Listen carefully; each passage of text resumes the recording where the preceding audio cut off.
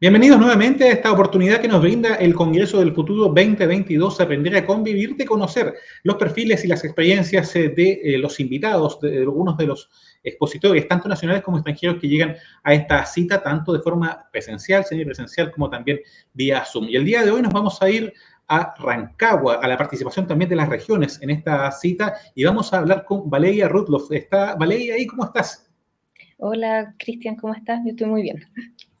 Bueno, vamos a conocer de tu trabajo, de tu experiencia, precisamente de lo que estás desarrollando, y vamos a presentarte como magíster en meteorología y climatología del Departamento de Geofísica de la Universidad de Chile, asistente de investigación también en el Centro de Estudios Avanzados de Zonas Áridas, vamos a estar hablando un poquito de eso también, e integrante de la red LAMA, que para que la gente pueda conocer, se trata de la Red de Educación Latinoamericana por el Medio Ambiente. Además, está desarrollando una labor bien interesante, vamos a hablar de eso, como coordinadora ejecutiva del Museo del Agua. ¿De qué se trata esto? Bueno, vamos a conocerlo de inmediato, porque Valeria está, como yo les decía, vinculada a distintas iniciativas. Una de ellas es el Museo del Agua, esto en la universidad local, ahí en la región de O'Higgins, donde ejerces, como decía, como coordinadora ejecutiva.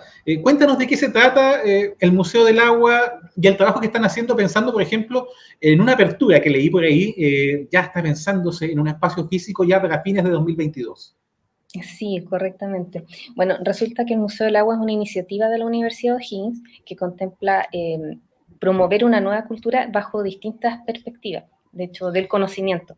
No solamente quiere enfocarse en los temas científicos clásicos de ciencias naturales, sino también en ciencias sociales, historia, y como eje transversal las artes para que la comprensión, el entendimiento y también el interés o la generación de conciencia respecto al problema del agua o a los temas hídricos realmente llegue a la población, no solamente de la región de O'Higgins, sino también de todo Chile. Idealmente está evocado hacia estudiantes, pero lo importante es que todos estos temas realmente lleguen a toda la sociedad y que la sociedad converse al respecto. Así Un que logro, un logro relacionado con eso, sí, Valeria. De hecho, es que en el último Festival de la Ciencia tuvieron ustedes un taller, especialmente pensando, como tú decías, en acercar a los más chicos a la ciencia y también darles a conocer el valor de la biodiversidad con entornos, por ejemplo, como los humedales. ¿Cómo fue esa experiencia finalmente de interacción directa con los más chicos y eh, jóvenes? Y jóvenes, claro. Bueno, las experiencias siempre son bastante enriquecedoras, aunque, bueno, el museo recién está comenzando a tener una apertura en redes sociales o a través de vía online, además con la pandemia es un poco difícil. En este momento también nuestro gran aliado es Para Explora, ya que hemos generado bastantes charlas y conversatorios por parte de los académicos de la Universidad de O'Higgins, en los que se han tratado distintos temas, desde la vida en torno al agua, como también, por ejemplo, el tema de los humedales, en donde yo ahí estuve participando con un taller de origami, y junto con Humelab, que es un programa también de la Universidad de Chile, de la Escuela de Geografía, en el que, claro, se está hablando de la importancia de la biodiversidad y del cuidado de los humedales, particularmente los humedales urbanos, porque hay que recordarlo que los humedales no solamente son espacios libres de personas, sino que también hay interacción con humanos y es importante cuidarlos. Son espacios muy agradables, son espacios que enriquecen también nuestra percepción y nuestra calidad de vida. Así que no es solamente una cosa como lejana a nosotros, como de los animales fuera de nosotros, sino también somos parte de ello. Así que es muy bonito y es muy interesante hablar de humedales, por ejemplo. Muy sensibles además como ecosistemas, las turberas, los humedales, están súper amenazados con el tema de las inmobiliarias, que como tú dices, visualmente los vemos como que se ven bonitos, pero en realidad convivir con una carretera como pasa, por ejemplo, en Concón o en la desembocadura del río Utah en Arica, el norte de Arica, es súper complicado y se ha tratado de regular y siempre hay un pero, entonces como que es súper complicado aquello. Valeria, la red Lama también sé que ha desarrollado talleres a propósito y charlas en diferentes zonas también con fines parecidos y también con estudiantes que quizás puedan integrarse el día de mañana a ayudar a difundir esto, ¿no? Bueno, sí. Yo, igual, dentro de Ratlama, yo siempre he sido como una especie de colaboradora un poco más externa, porque después me empecé a dedicar a otros temas, pero efectivamente siempre están todos invitados, especialmente los especialistas, no solamente en ciencias también, por ejemplo, si son periodistas o comunicación científica, entre otras áreas, diseñadores. Una diversidad de personas siempre puede ayudar a colaborar, a enriquecer la información para que ésta pueda llegar a las personas, que es un poco la idea de la divulgación científica, y no solamente llegar a nivel como de entendimiento, sino también de generar conciencia, interés o incluso disfrute respecto a estos temas. Antes de pasar a lo siguiente, www.museodelagua.cl, www.museodelagua.cl, para de alguna forma también ayudar a difundir, a conocer y que usted pueda saber el trabajo de los profesionales que están precisamente apoyados por la Universidad O'Higgins respaldando esta iniciativa. Estamos conversando con Valeria Rudolph, magíster en Meteorología y Climatología del Departamento de Geofísica de la Universidad de Chile y también una de las voces destacadas que nos deja esta versión 2022 del Congreso Futuro. Valeria, una pregunta que viene de cajón. Acaba de salir una modificación largamente esperada al Código de Aguas y lo hace en medio de una sequía histórica. Yo no sé si estás muy al tanto del detalle, tal punto por punto, pero ¿cómo podría, por ejemplo, una nueva ley o quizás un principio de una nueva constitución complementar el trabajo que ustedes hacen de generar conciencia desde las bases, con niños, con jóvenes, tratando de difundir esto a nivel ciudadano? Y claro, aparecen estas normas y esta posibilidad que también quede impreso en un cuerpo legal mucho mayor. ¿Cómo tomas este momento que precisamente estamos viviendo como país? Wow, muy interesante pregunta y eso me hace recordar un poco la labor que acabo de hacer o estoy haciendo en el IPCC como Chapter Scientist y Contributing Author en el capítulo de montaña, este del grupo 2. Al respecto, y que tiene que ver un poco con esto, es sumamente importante integrar políticas públicas en torno a los problemas del cambio climático y particularmente del agua. Porque, bueno, el agua es vital para la existencia no solo de humanos, sino de todos los ecosistemas. Y efectivamente hay muchos problemas en torno, por ejemplo, a la recepción o a la efectiva recepción del consumo de agua para las personas. Y en eso, por ejemplo, existen muchos problemas con la escasez hídrica en muchos lados y no puede ser que el agua no pueda llegar por distintos motivos. Muchos años anteriores, con la escasez hídrica y con este problema de la mega sequía, hubo mucho gasto desde el fisco en todo lo que es temas de camiones aljibes, por ejemplo, y eso no está bien. Entonces hay que saber tener una mejor red de distribución de agua, por ejemplo, para las personas. Además, especialmente las personas en riesgo social siempre son las que son más vulneradas al respecto. Y en ese mismo sentido también tiene que ver el tema de la infraestructura, porque Chile, con el tema del cambio climático, tiene como varios problemas o varios ejes en los que siente el cambio climático como una gran amenaza.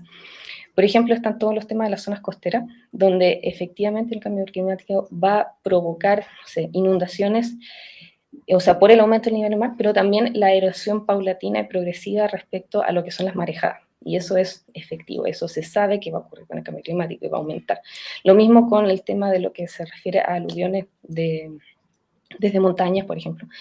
La sequía misma, el riesgo de que cada vez los caudales disminuyan de tamaño y por ende también todo lo que es el riego sistemático de toda forma de cultivo.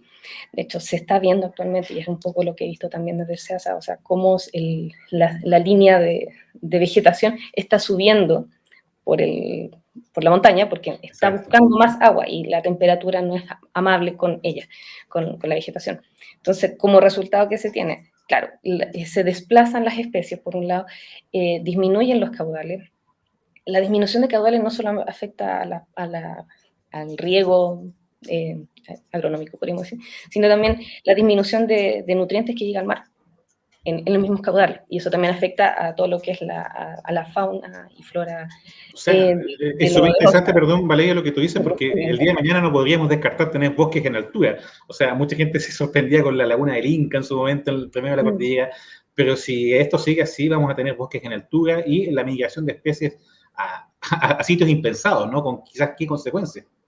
Sí, exacto. O sea, en general ya se ve esta forma de migración. El problema es que esas migraciones también tienen límites. Me explico. O sea, tú no puedes seguir subiendo infinito en la montaña porque la montaña se acaba. Entonces eso es un límite en la adaptación de las especies. Y lo mismo pasa con las personas. O sea, así como digo que ahí va a haber riesgo en zonas costeras y va a haber disminución en todo lo que es la distribución de agua desde la montaña hacia abajo, podríamos decir.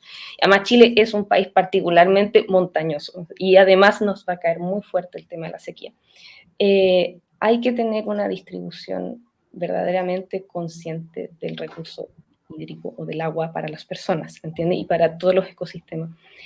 Sobre un lado, entonces eso sí tiene que estar normado, o sea, no puede ser nada más. Así que es muy bueno, o sea, muy favorable que se empiece a hablar de este tema como forma real.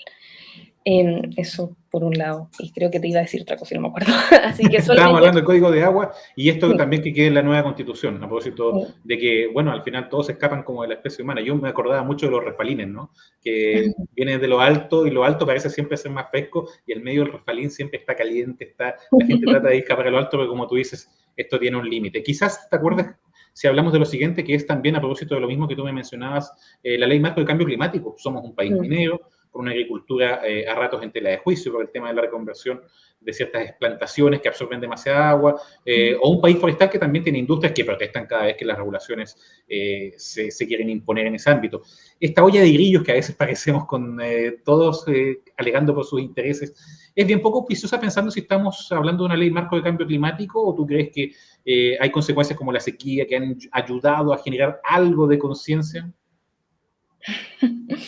Está interesante porque siento que el tema de la conciencia ambiental es algo que igual se ha estado trabajando desde los años 90 fuerte y tal vez por eso estamos ahora en la actualidad con una generación que sería como la millennial, la que está en torno a los 30 años muy, muy evocada a los temas ambientales. Pero es un trabajo que se hizo desde antes.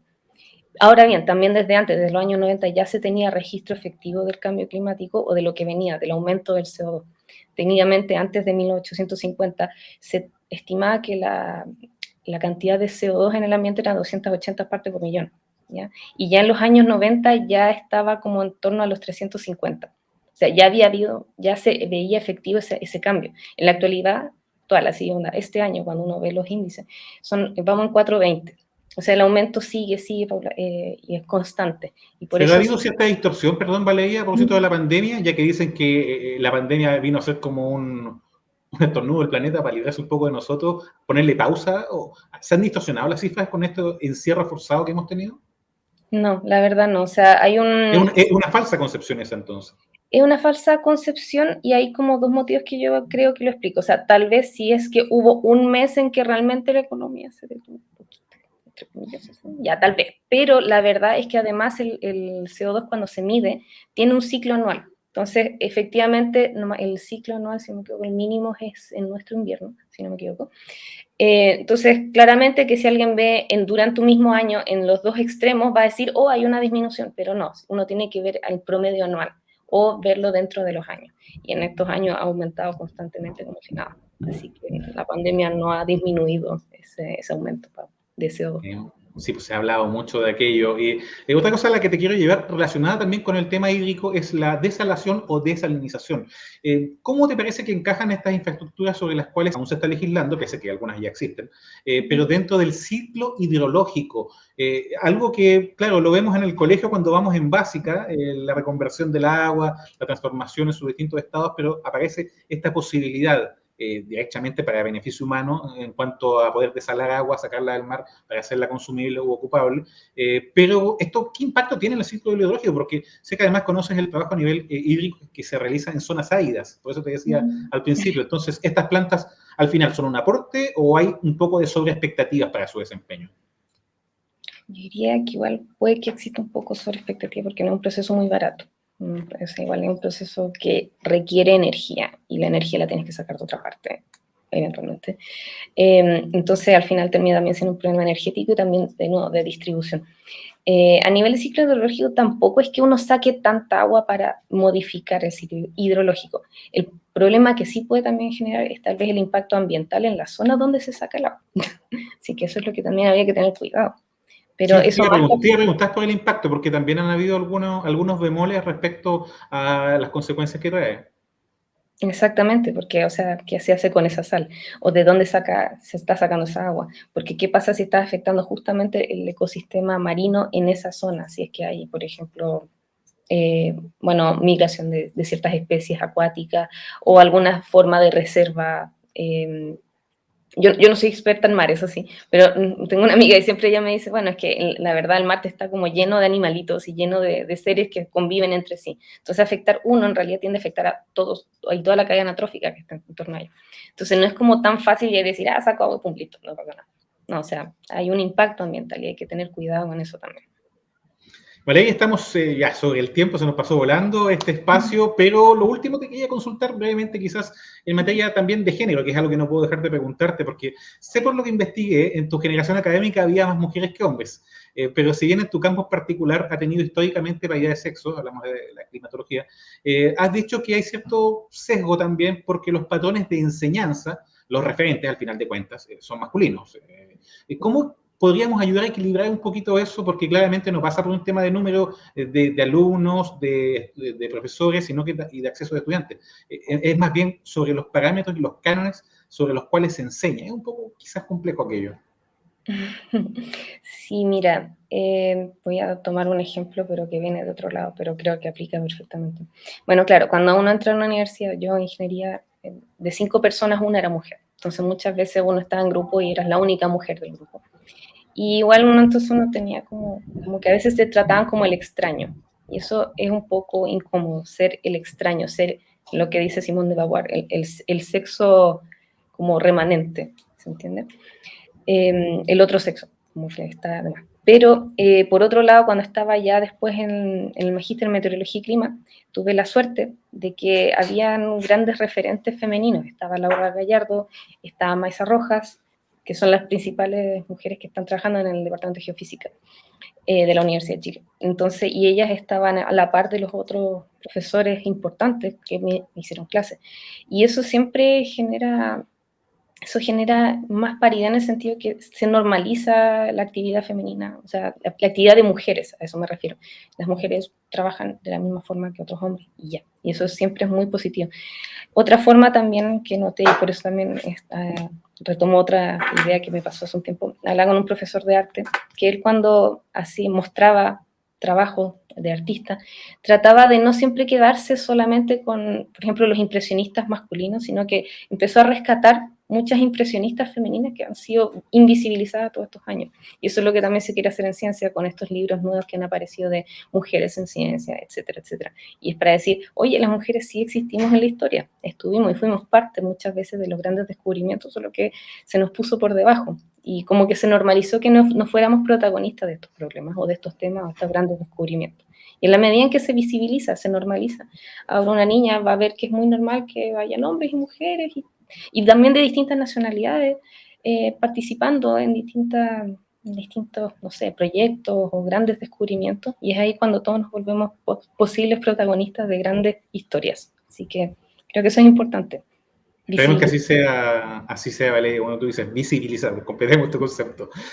Bueno, se nos pasamos un poco del tiempo sin duda, pero era muy válido poder conocer también tu respuesta y tu visión sobre ese último punto en cuanto al tema del género, que es algo que también está presente en este congreso futuro. Valeria, agradecerte nuevamente, se nota que disfrutas tu trabajo y sin duda lo que estás haciendo en la región de O'Higgins. Recuerde usted www.museodelagua.cl.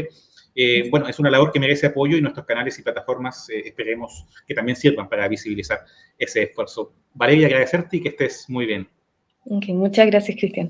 Chao. Y a ustedes que nos están viendo, bueno, recuerden que pueden visitar nuevamente esta conversación que hemos tenido con Valeria a través de nuestras plataformas y dejarlos invitados a una próxima oportunidad con más exponentes y nuevas ideas en torno a este Congreso del Futuro 2022.